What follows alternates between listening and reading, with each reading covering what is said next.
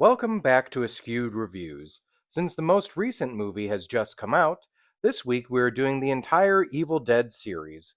So today we start with the 1981 horror movie, The Evil Dead. Here is your trivia question for today. What was the original name of this film, and why was it changed?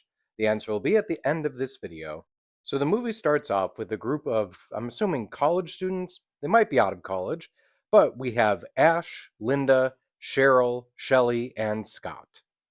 So this group of friends decides to take a vacation in a remote cabin in the middle of the woods. While they're hanging out there, they stumble upon a few things.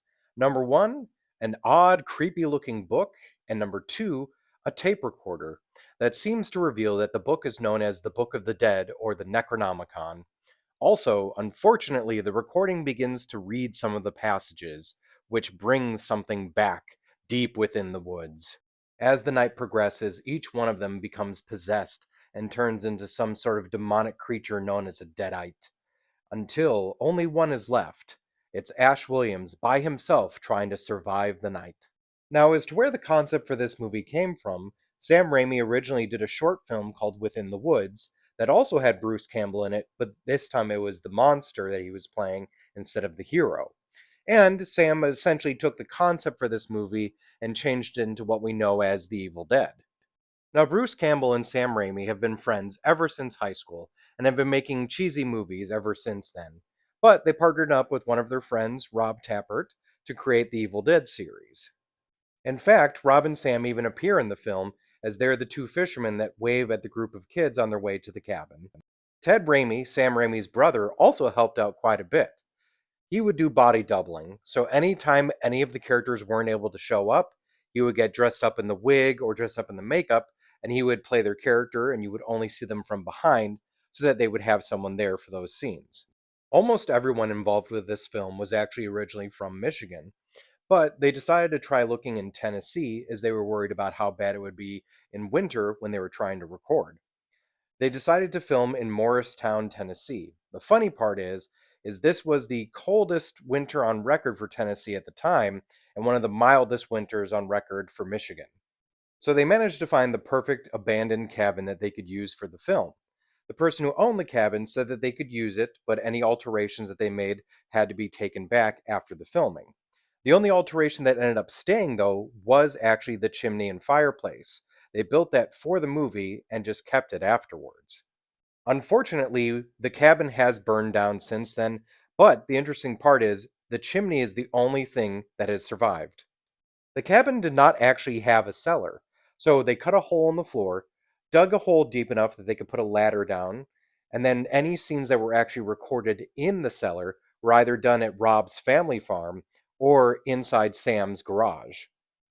Also, at times when you're in the cellar and you see the hanging gourds or hanging bones, that's actually a reference to the movie The Texas Chainsaw Massacre.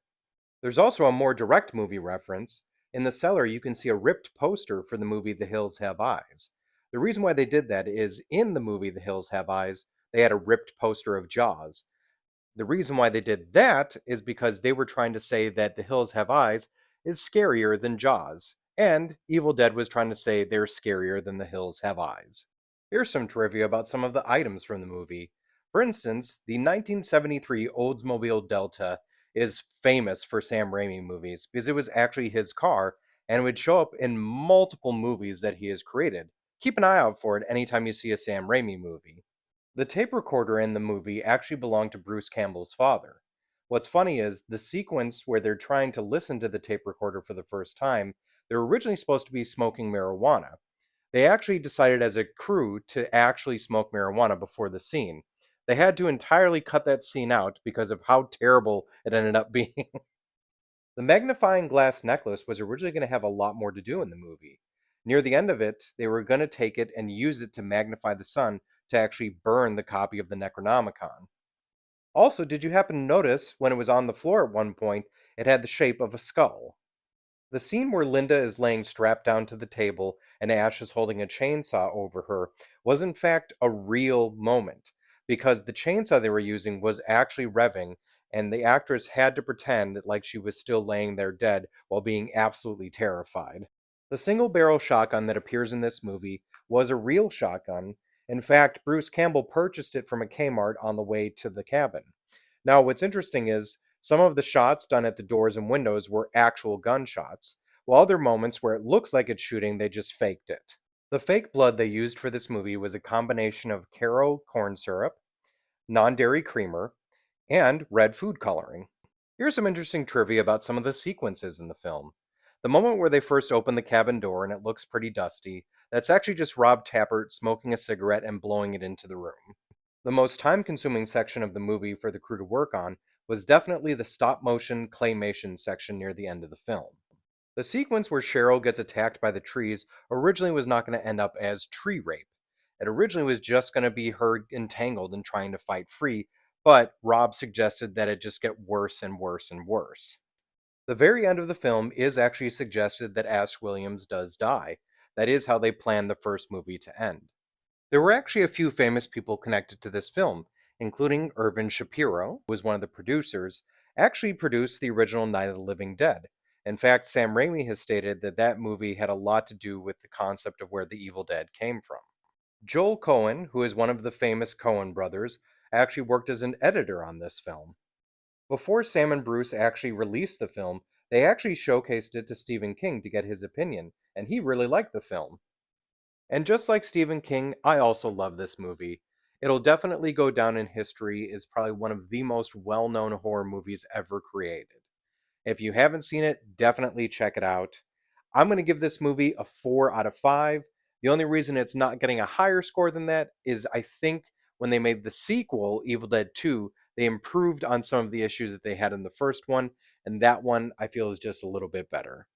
Now, if you're like me and can't get enough of Evil Dead, there's obviously the sequels and remakes, but there's also comic books, video games, a television series, and even a Broadway musical.